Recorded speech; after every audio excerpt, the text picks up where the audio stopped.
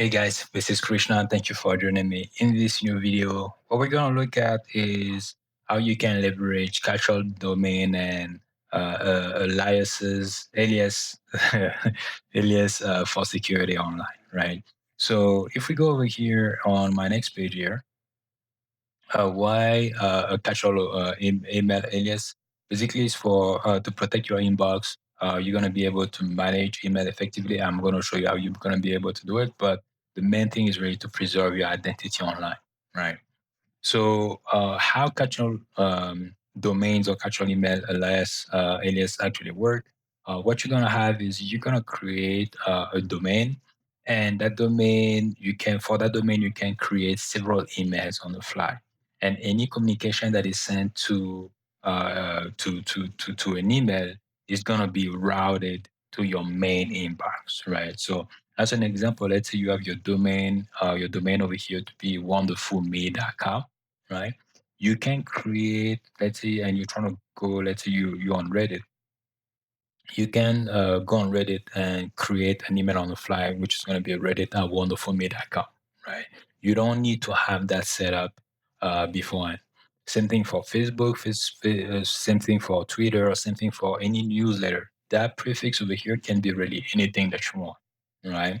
So that makes it that any email, so when the online property, let's say Reddit, is starting to send you emails, communications, and news and announcement, is going to be routed to your main inbox, right? So for every website, you're going to have its own unique address, but that makes it that your main inbox, right, your main email, right, is not being shared with any of those websites. So you're already protected online. So the key benefits over here, so you isolate spam. The thing with that is with online properties and bad actors out there, it's not really a question of if something is gonna get hacked, right? It's really a question of when something is gonna get hacked, right? Because hackers pretty much that's their full time job, right? 24/7. They are trying to make sure that they can um, breach some of the securities of those websites. So when your information a website is being hacked, your information can be shared online.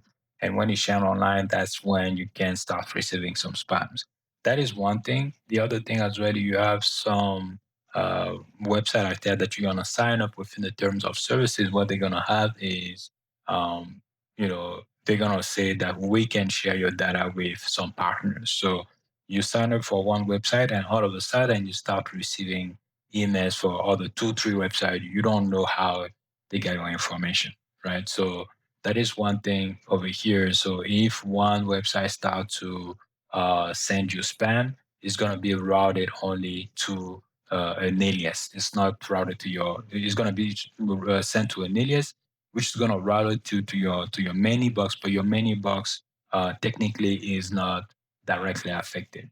And when you notice this happens, you can actually turn off that connection of the area. So you can say, you know what, I don't want emails to be routed anymore for that specific area. So in the example of Reddit, let's say Reddit is hacked and you start receiving some communication that is being sent to your main inbox coming from Reddit at wonderfulme.com, but has nothing to do with Reddit.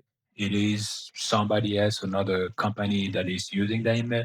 Then you know Reddit has either been breached or hacked, or Reddit has share your information with another website, right? So you can quickly disable those areas to protect your identity. Some tools you can use to set this up, right? So over here we have ID.io. It's basically an address over here. That's it's short for address ID. This is the one I use. I just like the way it works. I also like the pricing and the options that they have. But they all kind of do a little bit of the same thing. Some tools are gonna have a little bit more options, a little bit more configuration than others, but at the end, they basically do the same thing. So you have SimpleLogin, you have Cloudflare, you have Fastmail. I would recommend to check them out and see which one works for you. What those tools allow you to do is you can set up that forward mechanism, right? So you're going to be able to buy, set up or provide, the domain, set up the domain, provide where those emails are going to be routed to. So that's going to be your main inbox. And so that's the forward mechanism that you're going to be able to set up. The other thing that you can also do with those tools is a little bit of management. So, like I said, some tools gonna have a little bit more options. This is where maybe you're gonna be able to provide maybe instead of just one inbox, one main email, you can provide maybe two emails, right? So there's one thing that you can do, or you can say, you know what, for this specific alias over here, I want it to be sent to this specific inbox over here and only this inbox. The rest is going to be sent to another inbox. So that's the kind of configuration you can do. But at the main thing really is you set up the forwarding, and if you notice that something has been hacked or has been compromised, you just turn off the alias so you don't start, you don't keep receiving emails with the alias, right? So that is really the management part of it. So um, the other opportunity that you have over here is integration with password managers to even boost even more your email security. So I have a couple of demo that I'm going to show you over here. Those are extensions of password managers that we're going to take a look at. So over here, let me go to this one over here. So over here, I'm using, and I think I was doing something there.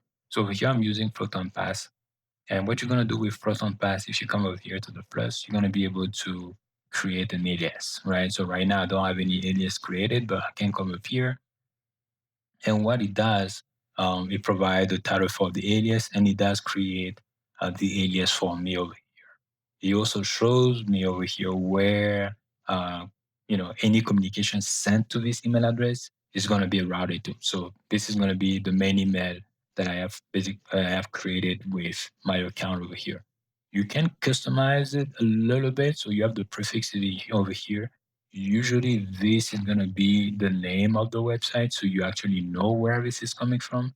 And you have the suffix over here, but this you cannot really change. I don't know on top of my head if with Proton Pass, if you go to the high, because I have a free plan, I don't know if you go to the higher plan, if you can provide your own domain over here. But that's basically the concept of alias that we're seeing here, where you have an email that you have created, and any communication that is sent to that is going to be forwarded here, right? And having this as a password manager makes it a little bit easy when you go to website to sign up. So as an example, let me just refresh this. Over here, there is this field for email. And if I try to come up here to create an email, to type my email, he asked me if I want to use my email over here, which is this one, or if I want to use this alias that he has created. And the alias, you can see that he already has the prefix, which is the name of the website, and the suffix over here, which is the part that we can already change. And this is going to be routed to, my main email that has been set up. So when you use this over here, what this is going to do is, especially if you use Proton Pass, it's going to set this as your main email, and you're also going to create alongside the password, right? So nobody really knows your main email. Again, you protect your identity. With Bitwarden, you have a little bit more option. So you have an option over here when you go to generator and username. You have several things that you can create, but the two things that we're going to take a look at is going to be the actual email over here and the forwarded email alias, right? So with actual email, what it does is you provide the domain. So over here is gmail.com, but we can definitely change it. It can be wonderfulme .com, right? And every time I'm going to generate that, it's going to change the prefix over here, right? I don't personally really like this option because this is too random, right? There is really no way for me to know that this is equal to Trello, right? Because I want to kind of quickly take a look at and know like where, for which account this alias was created, right? So this is a little bit hard for me to know that this is why, let's say I wanted to set it up here myself, I would have gone probably like Trello at wonderful me, wonderfulme.com. Really quickly, I know, especially if I have set up the domain, this domain over here, I know quickly this is coming from Trello, right? So I like this option a little bit more. If you don't want to set up your own domain, then, an option like this over here is going to work very, very well. You still know where it's coming from, but Proton Pass is taking care of, the routing of the email for you, right? So the other option that we have here, let me just refresh this a little bit more. So this is a casual email. The other option that you have is um, integrating it with some of the services that I didn't mention. So ID.io over here, Fastmail, SimpleLogin. You can definitely configure it for with one of those services. It's basically the same thing that you're gonna have where you're gonna create the email domain. So it's gonna be the prefix at the email domain, and over here you need to provide an API key because the alias is being created in the service and provided to you over here, right? So Bitwarden is used leveraging the service over here and the API key to generate the alias over here. So that is another way. So now when you want to create, let's say with Bitwarden, a little bit the same thing, you want to create a login, right? So you're going to create a login over here. You just come up here and generate, and you can select the one that you want, right? It can be the service, or it can be catch-all, or it can be anything else. And as soon as you create that, this is going to be stored over here. You create your password as well, kind of like the same thing, and you're good to go. You just save it, and this is going to be the login for this website.